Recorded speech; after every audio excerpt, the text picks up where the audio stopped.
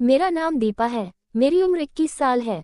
मेरी शारीरिक बनावट कुछ ऐसी है कि लोग मुझे 25 साल की जवान औरत समझते हैं।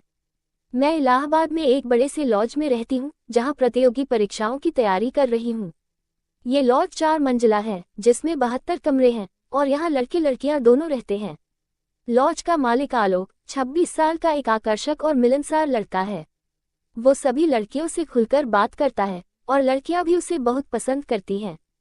किराया लेने के लिए वो बड़े प्यार से बात करता है, कुछ देर कमरे में बैठकर हंसी मजाक करता है। अगर किसी को पैसे देने में दिक्कत हो तो वो कुछ दिन इंतजार भी कर लेता है। सभी लड़कियां कहती हैं कि ऐसा मकान मालिक मिलना किस्मत की बात है। कुछ समय पहले मेरे घर में आर्थिक तंगी आ गई। पापा की तबीयत खराब थी, जिसके चलते वो नौकरी पर नहीं जा पा रहे थे। उन्होंने कहा, दीपा कुछ दिन रुक जाओ, मैं पैसा भेज दूंगा। मैंने कहा ठीक है। उसी दिन शाम को आलोक किराया मांगने मेरे कमरे में आया। बोला, दीपा तुम्हारा 1 महीने का किराया बाकी है, कब दोगी? मैंने विनती की, आलोक पापा की तबीयत ठीक नहीं है, पैसों का इंतजाम नहीं हो पाया। क्या तुम कुछ दिन रुक सकते हो? जैसे ही पैसा आएगा मैं दे दूंगी। उसने कहा ठीक है, पर ज्यादा दिन नहीं रुक पाऊंगा। मैंने सहमति जताई और वो चला गया। उसी शाम मैंने पापा को फोन किया, बताया कि आलोक ने 2-3 दिन का समय दिया है। पापा बोले, ठीक है, कोशिश करता हूँ। लेकिन 5 दिन बीत गए और घर से पैसा नहीं आया। 5वें दिन शाम को आलोक फिर मेरे कमरे में आया। बोला, देखो दीपा, मैंने तुम्हें जितना समय दिया था उससे ज्यादा हो गया। तुमने किराया नहीं दिया, अब बताओ मैं क्या करूँ? किराया कैसे दोगी? मैंने कहा, आलोक तुमने 2 दिन बाद ही आ गए, लेकिन मेरे पास अभी पैसे नहीं हैं। प्लीज कुछ दिन और रुक जाओ, मैं तुम्हारा पैसा जरूर दे दूंगी। बहुत अनुरोध के बाद आलोक मान गया और कुछ दिन और रुकने को तैयार हो गया।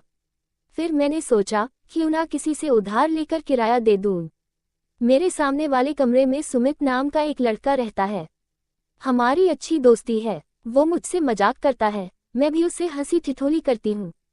हम एक दूसरे से सामान उधार लेते देते हैं। सुमित मेरी ही उम्र का है, शायद 21-22 साल का। देखने में थोड़ा पतला लेकिन काफी हैंडसम।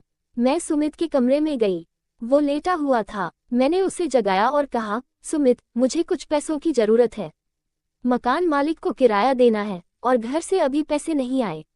आलोक हर दूसरे दिन आ जाता है।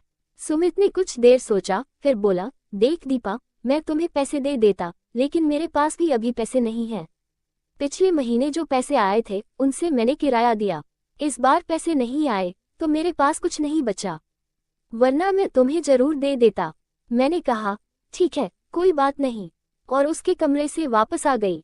अब मैं परेशान हूँ। आलोक ने जो 2 दिन का समय दिया था वो भी खत्म हो चुका है।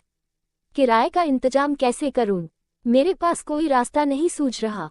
अब आगे क्या होगा ये सोचकर ही मन बेचैन था। उस दोपहर मैं अपने बिस्तर पर लेटी सोच रही थी कि आलोक का किराया कैसे चुकाऊं। तभी मेरे दिमाग में एक आइडिया आया। मैंने सोचा क्यों ना आलोक को पैसे के बदले कुछ और देकर किराए का इंतजाम कर लिया जाए। उस शाम जब आलोक किराया मांगने मेरे कमरे में आया, मैंने उसे बैठाया। मैंने पूछा, आलोक तुम कुछ खाओगे? उसने कहा, नहीं, मैं घर से खाना खाकर आया हूँ। मैंने कहा, कोई बात नहीं, पानी ही पी लो। वो पानी पीने लगा। पानी का गिलास रखने के बाद मैं उसके पास बैठी और बोली, देखो आलोक, घर में पैसों की तंगी की वजह से मेरे पास अभी पैसे नहीं हैं। क्या मैं तुम्हें पैसे के बदले कुछ और दूं तो क्या तुम मान जाओगे? आलोक ने थोड़ा हैरानी से पूछा, ऐसी क्या चीज है जो तुम पैसे के बदले दे सकती हो? मैंने कहा, कुछ हिस्सा कीमती, जो मेरे लिए भी बहुत महंगा है, तुम्हारे पैसे से भी ज्यादा। आलोक कुछ देर सोच में पड़ गया, फिर बोला, ठीक है, बताओ वो चीज क्या है, मैं उसे कैसे इस्तेमाल करूंगा? मैंने मुस्कुराते हुए कहा, वो चीज तुम्हें बहुत पसंद आएगी और तुम उसका इस्तेमाल बड़े आराम से कर पाओगे। फिर मैंने अपने हाथ से अपनी 16,000 रुपये की स्मार्ट वॉच उतारी, जो पापा ने मेरे जन्मदिन पर गिफ्ट की थी, और आलोक के हाथ में रख दी। मैंने कहा, देखो आलोक, ये मेरी स्मार्ट वॉच है, 16,000 की। इसे तुम अपने पास रखो। जब मैं तुम्हारा किराया दे दूंगी तब तुम इसे मुझे वापस कर देना। अगर मैं किराया नहीं दे पाई तो ये घड़ी तुम रख लेना। आलोक ने घड़ी को ध्यान से देखा। वो बिल्कुल नई थी, जिसमें फोन कॉल, इंटरनेट सब कुछ चलता था। उसने कहा, ठीक है, जब तक तुम किराया नहीं दोगी मैं ये घड़ी अपने पास रखो।